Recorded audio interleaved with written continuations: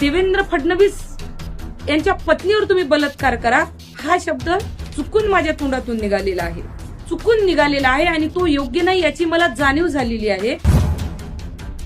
महिला आयोगाच्या त्या ते कोणती चित्राबाई, ते कोणती नवनीतबाई आणि त्या कोणत्या चाकणकर बाई यांनी कुठली पार्श्वभूमी, माझ्या बोलण्याचा हेतू लक्षात न जाणून घेता माझ्यावर तुटून पडल्या। अन्याय, अत्याचार, बलात्कार होत आहेत, छोटे छोटे नाबालक मुलीवर बलात्कार होत आहेत, तिथे तुमची सक्रमकपणा, तुमचा असं झालंच पाहिजे, यांना अटक झालीच पाहिजे, हे तुमची तडमड तिथे का मला दिसत नाही। त्याचं कारण माझ्या लक्षात आलं की त्या ठिकाणी दिसत नाही जिथं होते। जय भीम, नमो बुद्धाय। मी गायिका दीदी अंजली भारती। काल मी अचानक YouTube चॅनल खोलून बघितलं सकाळी, तर माझा एक व्हिडिओ सर्व राष्ट्रीय चॅनलवर एक व्हायरल होत होता।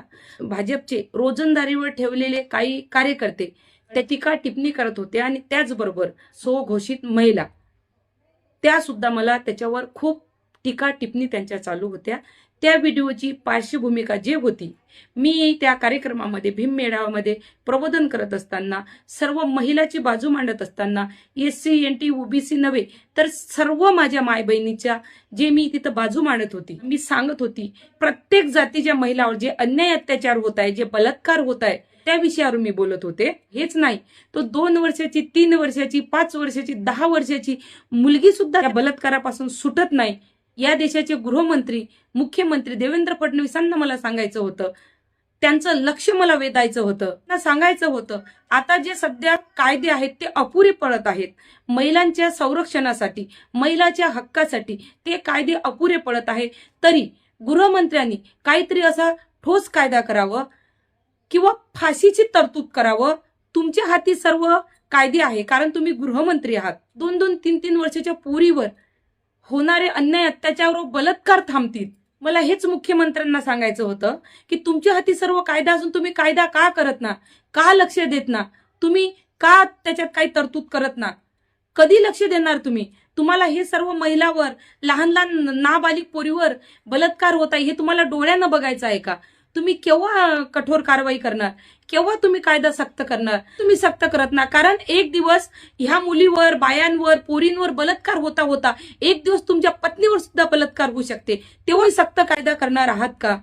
बोलण्याच्या ओघामध्ये देवेंद्र फडणवीस यांच्या पत्नीवर तुम्ही बलात्कार करा हा शब्द चुकून माझ्या तोंडातून निघालेला आहे, चुकून निघालेला आहे आणि तो योग्य नाही याची मला जाणीव झालेली आहे।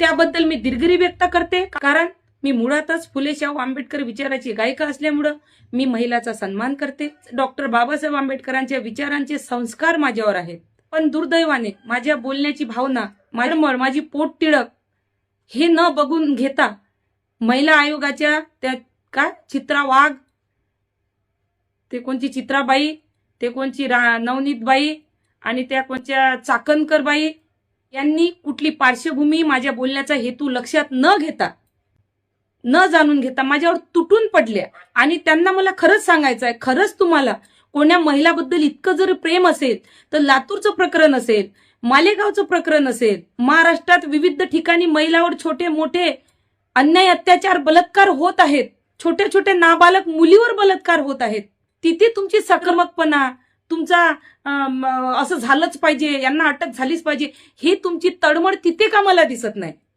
त्याचं कारण माझ्या लक्षात आलं की त्या ठिकाणी दिसत नाही जिथं होते, आणि जिथं फक्त करा म्हटलं तर तिथं तुमची इतकी तडमड दिसत आहे मला। याचा स्पष्ट अर्थ आहे की मी एक आंबेडकरी समाजाची गायिका आहे, मी आंबेडकरी मुवमेंटची गायिका आहे, दलिताची आहे, म्हणून मला उद्ध्वस्त करण्यासाठी, माझा आवाज दाबण्यासाठी, माझी पोट तिळक भावना न समजून घेता यांनी मला टार्गेट करण्याचं काम केलेलं आहे।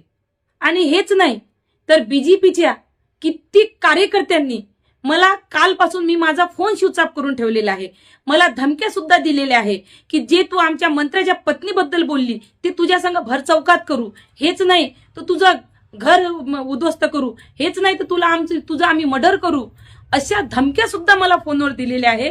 म्हणून मी माझा फोन स्विच ऑफ करून ठेवलेला आहे। सर्वांनी नोंद घ्यावी, कारण मला फार धमक्या येत आहेत। मराला भिणार नाही। जर तुम्हाला वाटत असेल मी गलत आहे तर मला फाशी द्या, मला मंजूर आहे, पण माझा आवाज दाबण्याचं काम जर तुम्ही करत असाल तर जेथपर्यंत माझ्या जीवात जीव आहे तेथपर्यंत माझा आवाज दबणार नाही.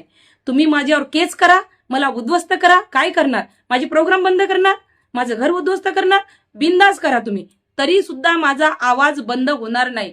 जिथे जिथे महिलावर अन्याय अत्याचार होईल तिथे तिथे ही अंजली भारती उभी राहिल्याशिवाय राहणार नाही. भविष्यात ज्यांनी ज्यांनी मला टार्गेट केलं, जे माझ्यावर तुटून पडले, जर माझ्या जीवाला काही झालं तर हे सर्व जबाबदार राहणार आहेत.